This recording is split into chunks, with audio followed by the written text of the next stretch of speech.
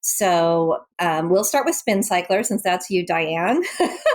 The spincyclers, I say they may have ADHD, but it is not necessary. And spincyclers avoid by using their curiosity and their smorgasbord of skills, right? So they avoid by picking up a new project or changing careers or learning a new language.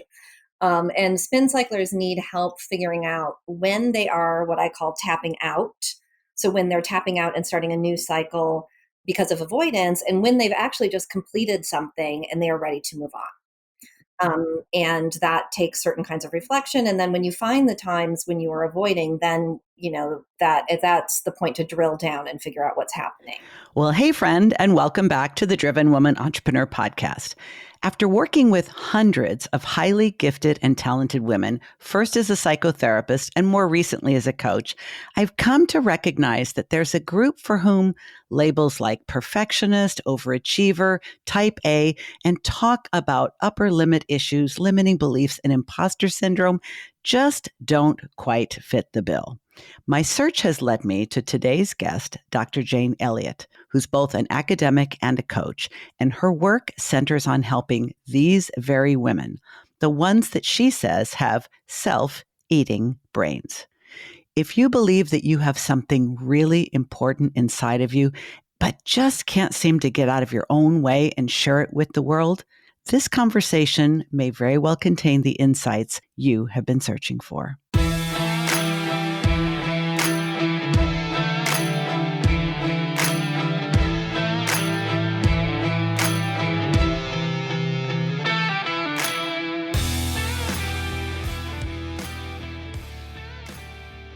I came up with those 4 types when I was coaching a group that had some different kinds of personalities than I'd seen before. I had 2 groups running at the same time, and I could see these patterns. And I sort of just thought, well, what's the umbrella term for these different types? And I had used a similar phrase in coaching. Oh, stop that. Okay, your brain's starting to eat itself. Let's go back. And I just thought, oh, they're all self-eating brains. And I really liked it because I thought it captured the way that, very intelligent people's brains will use the same capacities of analysis and pattern recognition against the owner of the brain, right? And so to me, it really captured that this is something that happens to people who have like big, highly active brains. It's so counterintuitive, isn't it? Because yeah.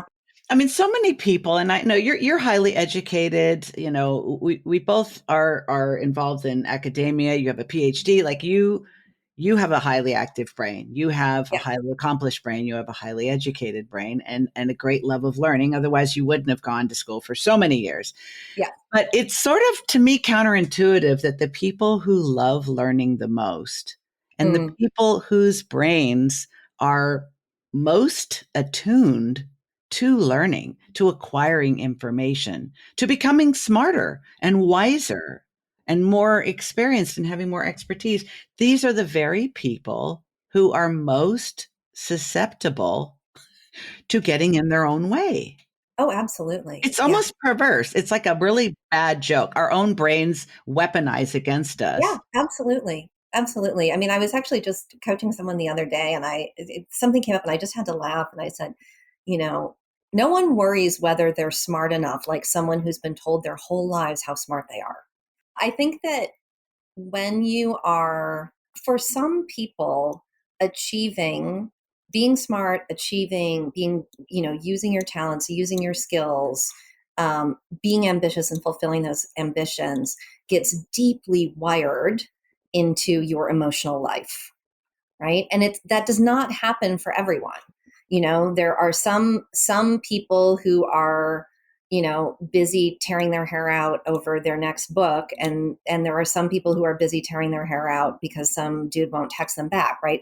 Some people work, for some people, we have a similar experience to our relationship to work, achievement, goals, intelligence, ambition, as many other people do to relationships. Not that it takes that same place, but that there's the same drama of attachment and need and sort of emotional survival wrapped up in it. And, there are other people, even people who are very accomplished and high achieving, for whom that's not the case. And it's easier for them. They're just having a good time. This is so They're not usually fascinating. women, though. They are not Okay. usually women. Or, I also get a lot of male clients, and I will say, you see very similar patterns in of first and second generation immigrant men. People from immigrant families, working class families who first in their family to go to university. You see very similar patterns. Because achievement is everything, and as soon as you have that wiring, the stakes are so high. This is so fascinating. I mean, what we're fundamentally talking about is identity, Yes, and that's a really good way to put it. the formation of our identity, and the Mm-hmm. importance and the significance and the connection, as you've said, Yeah, between our identity as an intelligent, high ability person yeah, and how we feel about ourselves. And I 100% agree with you on the immigrant connection, because if yeah. you've heard all your life how your parents sacrificed everything, Oh, gave yeah, up everything to give you a better opportunity. I just had this conversation yesterday with a client who's Japanese American.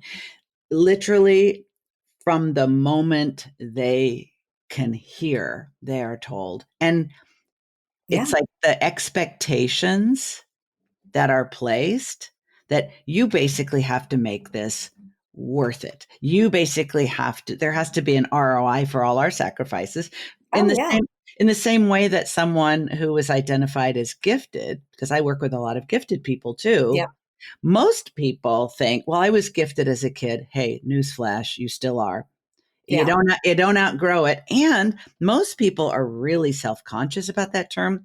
They don't feel at all comfortable with it. And when you unpack it a little bit, this won't surprise you, hearing that you're gifted is not like a gift that you want to get. It is basically a burden Mm, that you are going to have to live up to other people's absolutely. extreme expectations of you indefinitely. Well, Crushing it. especially if, your parents really, really value it and really, really care about it.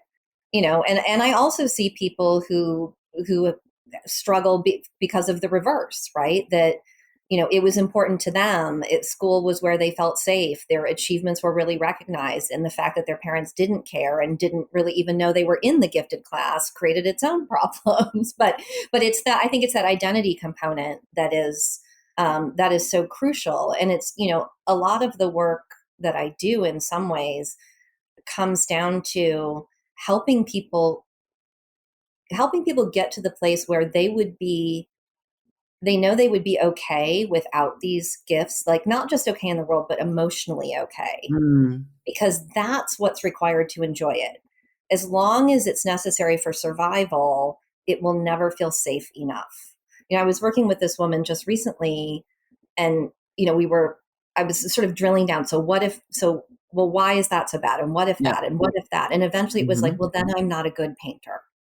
Well, what if you're not a good painter? Like, what is the point of me? What am I doing? Right. And that's where the intervention needs to happen. Because as long as there is no you that you like without that identity, it's always going to be fraught. You're never going to feel. Mm.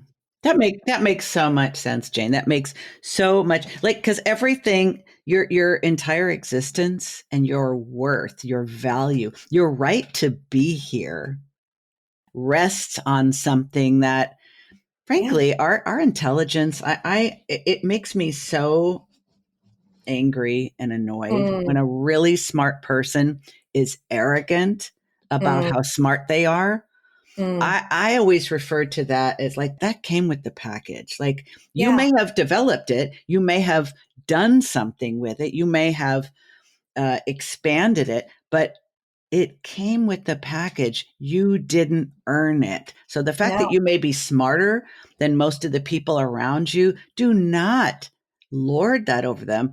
And No. if I really want to be snarky, I'll say, the only thing standing between you and all those people that you feel superior to is a TBI. One good brain injury, one Yeah. good Just hit your head really hard and it's a great equalizer. Like all of No, your unfair advantages are neutralized just like that. I completely agree. And I've actually found, and this is, I teach this in a week of my program, actually, about sort of attitudes toward talent and gratitude. And when it no longer feels precarious to be a brilliant painter, when you really own it and you're like, oh, this is just what I have, it doesn't make you arrogant. It makes you Mm, humble. It makes you grateful because you agreed. didn't earn it. Mm-hmm. There were, countless women from similar backgrounds who worked just as hard to be Toni Morrison as Toni Morrison, and you don't, whatever makes that difference is not something that we get to own and we created.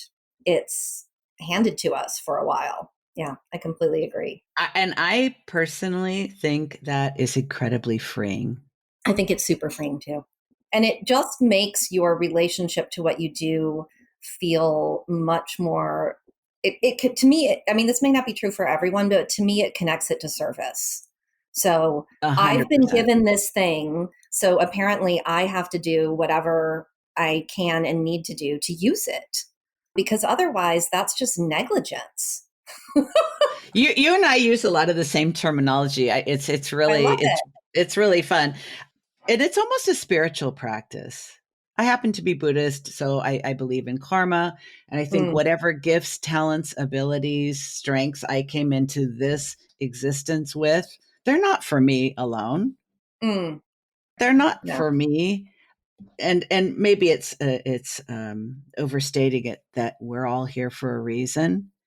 But how do Mm. we know we're not? So I'm going to go with that. Like, how do I know I'm not? And it helps me to think that we're all here for a reason. We I all have also, a purpose yeah, and a contribution. So let's yeah. develop that and have some gratitude and humility that we actually Yeah. get to. Yeah. I mean, I also think, for all of the, for all of when we may still talk about this, but for all of the avoidance and struggles and that I people come to me when they've been trying for 20 years to do, to write this screenplay or whatever. And as hard as that is, people do not stop trying. And there is something in people that makes us want to take what is inside us that feels like it's uniquely ours and put it outside. And I don't know why it's there, but whatever that is, like that is what I am in service of. That's the why I'm a coach, is to help people who are stuck trying and trying and trying to get that inside into the outside. Because I think that it's amazing that people want to do that and that they don't stop trying. Um, and I want to just catapult them out of it. Yep. I would agree 1,000%. Like I describe what I do is help facilitate people to close the gap between where they are and where they want to be Oh, that's lovely. and eliminating every possible obstacle that can be eliminated along the way. Mm, Um, and I think we can talk more about the differences between procrastination, yeah. resistance, and avoidance. I always think of them as a parfait, with Yeah. the procrastination is the lowest level. Then we get into some of the thicker stuff is the resistance and then avoidance. I mean, people, especially smart people, can be really creative about the ways they avoid things. But you have developed a really, I think, fascinating, robust, and even entertaining framework for helping. I mean, listen, you and I are both word nerds, and we Yes, it's true. adore human nature and human behavior and helping people self-actualize and evolve. Mm, So not surprising, I love what you've put together. And it starts with the quiz, which we will be sure to link to in the show yes. notes. Thank you. Um, because I think I love taking this quiz. I love the terminology that you use, and a lot of it really, really resonates with how I think and how I help Mm, people. So yeah. let's go through. It's called the self-eating brain, which I Yeah. will always love. And if people are turned off by that, they probably wouldn't be a good fit for you anyway, because you're Yes. direct and you mean business. Yeah, and I'm playful, right? Yes. I mean, I often use animal metaphors. I often joke that I'm going to start Jane's coaching menagerie because I'm always like, well, if a bear was. Yeah. Well, I think humor, and I'm very playful and silly too. I think humor in service of facilitating growth is a real skill. It also is kind of disarming, maybe Yeah. very disarming, because it helps people in a way uh, be able to tolerate Yeah. seeing the humor and the ridiculousness of all the things we do to ourselves to prevent ourselves from being all of who we're here to be. It Mm. is kind of ridiculous when you Yeah. think about it. And when we can see the humor in that, we can find Mm. relief from it. So let's go through the framework. You have Yes. four different types, Yeah. four different Yeah. ways people get in their Four own different way. types. Yeah. So yeah, you can think of these as four different avoidance styles. And when you take the quiz, you will find out your dominant style. You may have bits of the others, but usually people are pretty clearly in one camp or another. So we'll start with spin cycler, since that's you, Diane. Mhm. The spin cyclers, I say they may have ADHD, but it is not necessary. And spin cyclers avoid by using their curiosity and their smorgasbord of skills, right? So they avoid by picking up a new project or changing careers or learning a new language. And spin cyclers need help figuring out when they are what I call tapping out. So when they're tapping out and starting a new cycle because of avoidance, and when they've actually just completed something and they are ready to move on. Mm. And that takes certain kinds of reflection. And then when you find the times when you are avoiding, then that's the point to drill down and figure out what's happening. Overdeliverers avoid by doing shit. They do everything. My classic of this type, she's running two households. She has a super tech job. She's got chickens. She's organic gardening. She's a competitive cyclist, but there's one thing that she really, really wants to do and she's not doing it. But instead, she will clean the bathroom for the 50th time Mm. or, right? Mm. So these are the overdeliverers. They also struggle with taking time off, Yeah. right? Are they Because workaholics? If you want to use a different terminology, would they be considered workaholics? not necessarily, actually. Like the archetype I'm thinking of, she actually works pretty normal hours. She just has a million other things she does as well. I mean, you could be, but they don't like downtime because busyness is how they keep the conflict of wanting and not doing at bay. I think that's my secondary style. Yeah, it is not any part of my style. I am, Mm. I am nothing like an over deliverer. I am fine with downtime. The upper limiter avoids by putting someone else in charge. So this can look like, oh, I need another training. I should ask someone's advice. I'm not sure I Mm. know enough. So taking their own authority is always in the future. And the signing up for trainings is in particular. And it often goes along with a kind of deferential or sort of low key personality, like sort of wrapped around this steel trap brain that the person is not letting out. I see this in my students sometimes too, actually, which is quite interesting. I see Um, this a lot in the coaching industry. mm, Where I think the underlying belief, and this is regardless of the person's background, like you and I mm, had the advantage of coming to coaching as highly educated and accomplished professionals. yeah, Many people go into coaching with considerably less gravitas and tread on their tires, yeah, and they believe that I don't quite feel confident enough to go after my ideal client, or I don't feel confident enough to raise my I need to rates, sign up for better do another training. exactly, Better do or it. charge for my services.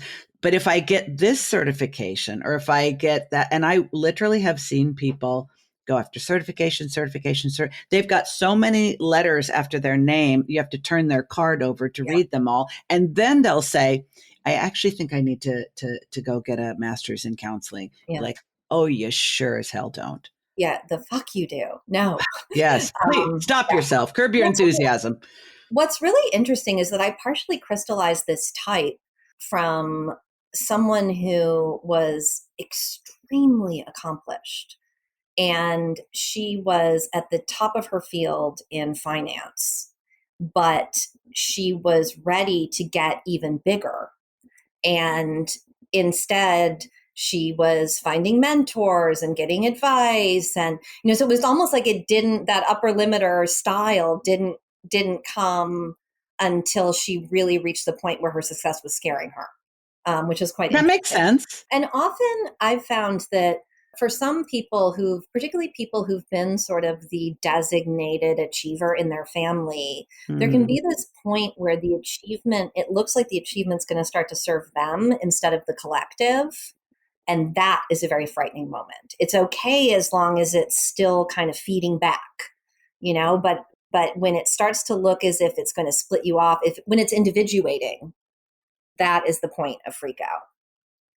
So anyway, upper limiters are fascinating, and they are the rarest type. Then there is the white knuckler, which is me. White knucklers are similar to overdeliverers in that they meet deadlines, they do stuff, they can be very organized, but they are suffering. They are miserable. Like they are. I when I write about it, I talk about it being like you're constantly on a tightrope, and you never get to the other side. At every moment, it feels like you are going to, if you make a mistake, you are going to fall to your emotional death. And so white knucklers need to figure out what all of this achievement is keeping at bay that is going to get them if they pause for a second. Um, so they can be very, I mean, I wrote 2 books this way. I got a PhD this way. Like you can do it, but you will be kind of dragging yourself by your fingernails, and you tend to Mm. be slow. I was not very productive because the fighting yourself is very intense. Where um, does perfectionism fit in? I think that all of these types, I mean, I think of perfectionism as less a avoidance style as just a symptom that you may display, Mm. right? Makes So, sense. and it's also just very selective. So I was very perfectionistic about what I wrote, but that's not even the case. I had very high standards for what I wrote, but also once I liked it, I felt pretty unassailable.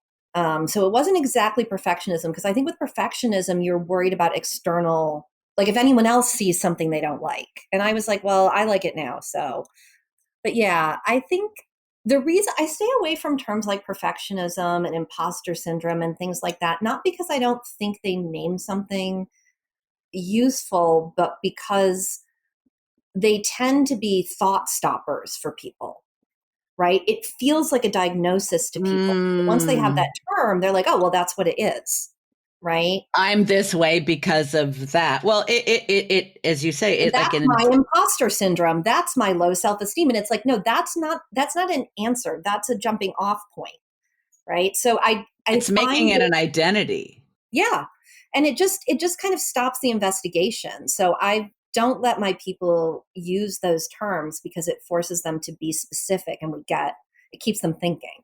Mm. And also drilling down, because I Yeah, know your coaching exactly. style is that people think they know, and then you take them down to another level, and then another level, and then another Yeah, level. And it's exactly. like you got to get closer to the unconscious and Absolutely. internalized programming and If we knew, unacknowledged biases. Yeah, yeah, if we knew, we're smart. We would have fixed it already. exactly. There's always, I don't think you get huge emotional change without surprise.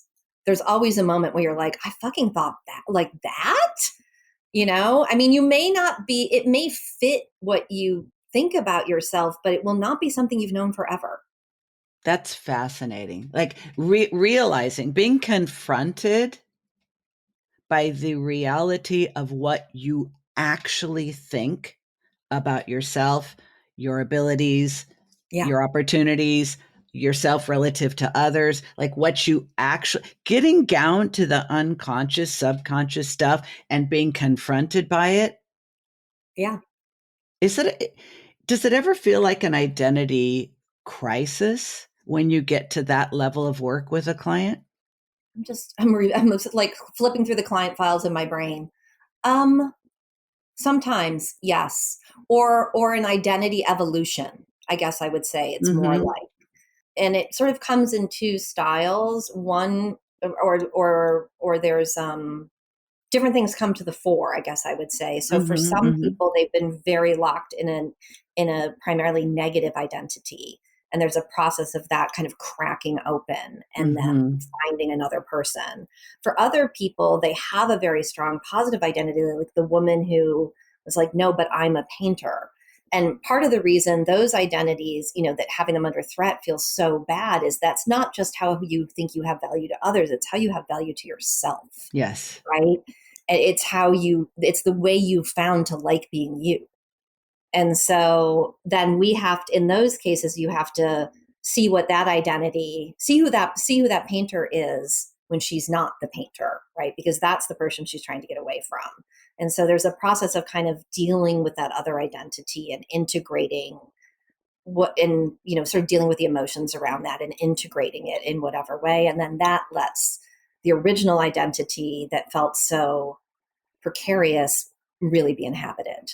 Does that make sense? Absolutely. And what I'm really struck by, Jane, among many things in this conversation, is that it doesn't have to be therapy to be therapeutic. You are not a Oh, therapist, absolutely. No, I'm not. nor do you play one on TV.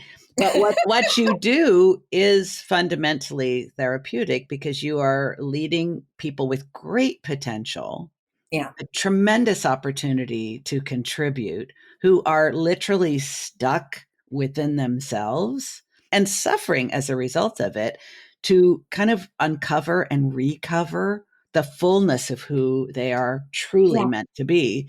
That's Yeah. absolutely therapeutic. Yeah. I think that, when I found mindset coaching, it was really powerful for me and it enabled a lot of transformation for me. And I think at first I kind of, even though I'd done, I know you have a background as a psychotherapist and I had done therapy forever, and there's no way I would have gotten through the things that, I would have not gotten through my life as a white knuckler without therapy. Like, it made it survivable. But I found that in some ways I was able to cement and kind of really accelerate the changes through, what I learned through mindset coaching. And I think at first I really bought into the whole coaching's about the future and therapy's about the past. And maybe if I was focused on a different problem, but when I started trying to help people with internal resistance, what I call internal resistance, that really profound stuckness, there's just, it would, that kind of approach of just focus on the future and what thought do you want to think instead or whatever was just not going to cut it. We had to do deep work. That was the Mm-hmm. only way.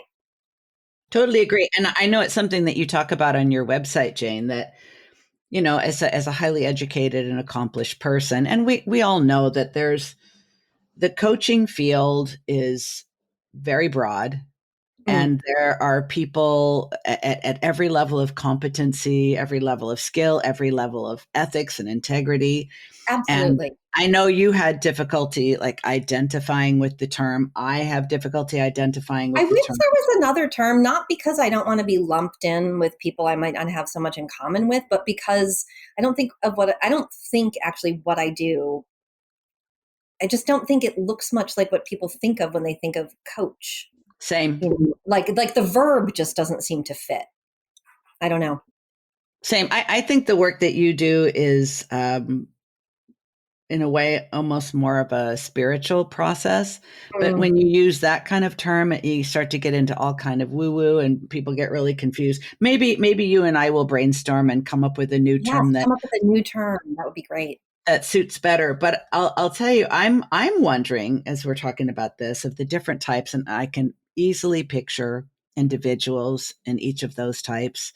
The over deliverer, the upper limiter, the white knuckler, the spin cycler. I'm wondering, like, in terms of humanity, what are the percentages? Like, how Mm. many people are there? More spin cyclers or more over deliverers? What have you found in your work? In terms of I actually weirdly have statistics because of I haven't looked at them recently, but because of having this quiz, I can see the responses people have gotten, and spin cycler and over deliverer are the most common, actually. Hmm. Yeah. Yeah. And that makes me wonder, Then like, white are they knuckler, then upper limiter. Yeah. so spin cycler and over deliverer? Over deliverer. Yeah. And it's interesting because they're kind of the two ends of the spectrum, right? Like, one is like hyper focused on, list ticker and, just uh regimented, right? Like just by the book. Like these are, they're triathletes. They're just nose to the grindstone. And the spin cycler is just, sort of curiosity driven and just here and there. And where is my big brain going to take me next? But It's they are the most common. And I think that there's what I've seen from people in a way is that there's a kind of hunger for a recognition that sort of imposter syndrome and these other terms don't cover, of being wedded to being smart and high achieving, um, comes with particular ways of being screwed up, right? And that aren't necessarily the same for other people, right? if you have a big brain, if you have a lot Mm, of ideas, if you have tremendous potential, the expectations that you place on yourself, the expectations that are placed on you by others, and these adaptations, these different ways that we eat our own brain, yes. through over delivering and upper limiting and white knuckling and spin cycling, are symptoms of the distress that Mm, is caused by a high ability person attempting to meet inner and outer expectations. that's It's an not elegant way to think about fun. it. Yeah. It's not fun. And honestly, I don't know too many people who can like cut themselves slack or give themselves a Mm, break. If anything, they feel tremendous shame mm, when they cut themselves some slack. It's what I have so many conversations with people who ask me, well, how do I know if it's self-care or sloth? yeah. How do I know if I'm approaching burnout or if I'm just being a slacker? Yeah. And Yeah. Yeah. Yeah. it's so I think that, yes, everybody hurts, not just smart people, but I think smart people hurt in a way that is hard for others to understand, hard Mm. for others to have compassion for. And as we said, feels so counterintuitive, even to the people experiencing it, right? That's why it's so isolating. That's why Yes. it could create Yeah. such profound loneliness that I'm smart. I should be able to figure Yeah. this out. And I That's think not that's how it works. one of the reasons why I wanted to create a quiz. I'd written an article about the four types that people really liked, and I wanted to create the quiz though because I wanted people to feel that sense of like, oh wow, it's a thing. Like it's not just me. Actually, like there's enough of us that there can be a quiz. And a quiz adds your playfulness. Yes, that's true too. It lowers the maybe even the resistance to finding out more, because what we already know is painful enough. Why do I want to investigate further? That will cause more pain. Exactly. The Exactly. playfulness of a quiz, Let's and learn even, something fun.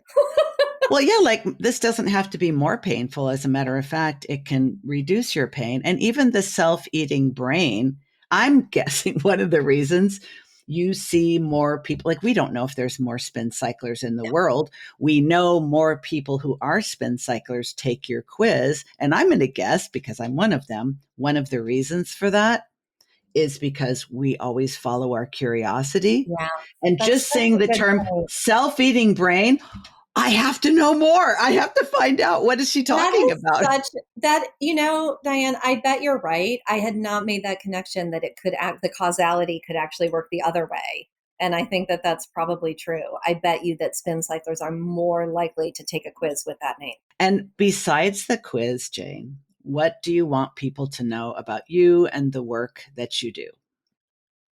So I coach in a small group program only at this point, and I am starting a new intake. We will begin calls in the first week of September.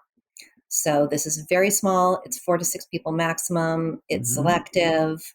So if you go to my email, go to my website, janeelliottphd.com, 2 L's, 2 T's, get on my mailing list, and you will get a notification when places open, which is going to be very soon.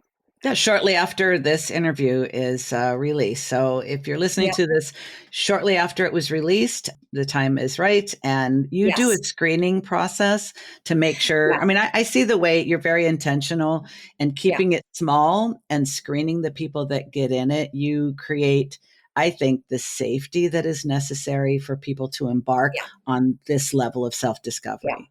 And because of that sense of isolation we've been talking about, it's the group. I'm a firm believer in group coaching for the problem of avoidance because there is so much shame. And one of the things I ask people when they're leaving my program, what surprised you the most? And the most frequent answer is how much I love the group. Right? They signed up for a group program because they wanted to work with me and they thought they'd put up with the group part, but they wound up loving that aspect because it's very powerful. Because of the isolation and the shame, because they Because of realize, the oh my God, these people isolation are and the fabulous and shame. they And struggle with this. yeah, and also because we know going in that we are looking for something that very smart people haven't been able to find. So each of the clients is looking in their own blind spot. And it is much easier to figure out how to do that when you're watching other people, right? Because you can think, "Oh my God, do I sound like that when I say I'm not smart enough?" Right? You're hearing other people say things that you know are not true. So it sort of gives you a 360 view of the process when you are going through it yourself and watching others. Fascinating. Did you originally do one-on-one and then just Yeah. discovered that it, Yeah, I did one-on-one and when I started to really concretize my process, I wanted it to be a curriculum. I wanted to teach and I could see that with that kind of structure, because I do 2 calls a week in my program. It's a lot of that's content. robust. That's robust. Yeah. I just thought, if I can do it as a group program with a curriculum, I can get people we can get these results in 3 months. Mm. Can you briefly share a success story, obviously concealing all the personal details, for a spin cycler in particular? Oh, yes, I absolutely can. So this is a client named Regina.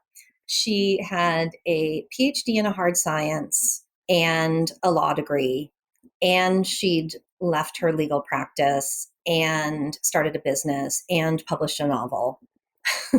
Sounds like the people I work with. Yep. Yeah.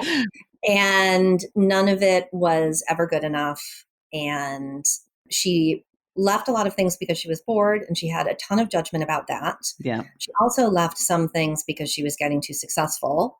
Mhm. But she didn't know that that second category existed. She thought she was doing everything out of boredom, or she actually said at one point to me that she was a slacker. And after you stopped laughing Yeah, I mean, this is why uproariously, you've got to use humor, because these people's yes, brains are yes, just yeah, straight up lying to them. yep. But, we did all of this deep work about, what exactly she thought was going to happen when she finally picked the right goal and reached it. And because that promised land was never reached, she always had to start over. And she Mm. wound up finding me and coming to coaching when she didn't reach the promised land after publishing the first novel either, but she didn't want to give up writing. She couldn't go on to the next goal, but she also hadn't found the promised land. So something had to give. And that's what we worked on. And by the time she left, and, so she couldn't write the second novel. And by the time she left, she was working on the second novel.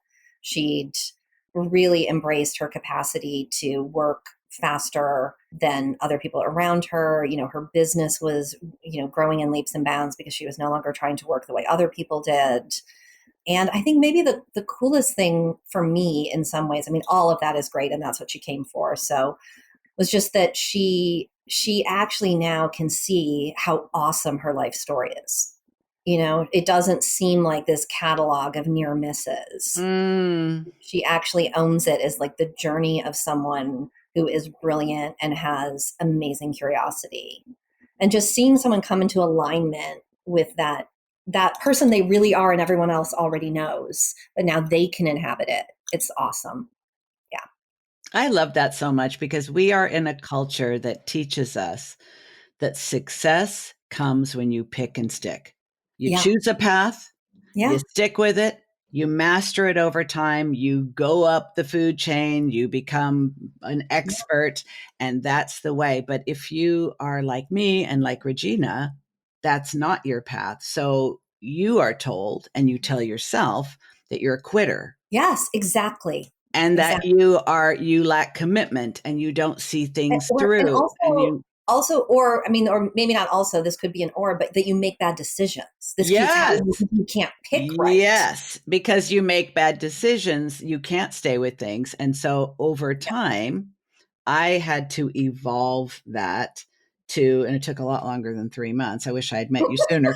Um, I had to transform that into radical self acceptance and Mm, claiming a new identity for me of someone whose path is continuous personal evolution. And I love that way of putting when it. I'm complete with something, I Yes. have permission to move on. I don't have to keep going if I'm complete with it. That's not quitting, it's being No. complete with something.